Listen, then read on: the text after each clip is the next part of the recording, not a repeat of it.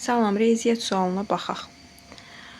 6 tam 4də 1 üstə gəlsin 2 tam 4də 3 ədədinin 3də 1 hissəsini tapın soruşur. Biz 6 tam 4də 1 üzərinə gəlsin 2 tam 4də 3 ədədini tapıb sonra onun 3də 1 hissəsini tapacağıq. Yazırıq 6 tam 4də 1 üstə gəlsin 2 tam 4də 3.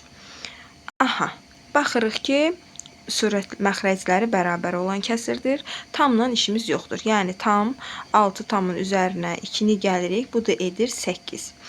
Aha, tamımız deməli 8 alındı.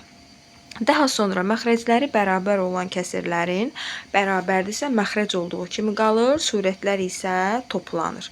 Yəni 4 olduğu kimi qalır, 3-ün də üstünə 1 gəlirik, 4 eləyir. Başqa sözlə 4də 4 nə deməkdir? Yəni bu 1 deməkdir. Yəni 8 tam almışıqsa, 8 tam üzərinə 1 gəlirik, bu da edir 9. Ümumilikdə bura qədər olan hissənin cavabı 9 etmiş oldu.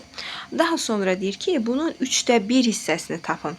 Yəni 3də 1 hissəsini dediyinə görə 9-u 3-ə bölüb 1-ə vuracağıq. Bu da 9-u 3-ə böldüm 3, 1-ə vurdum, bu da 3 etmiş olur.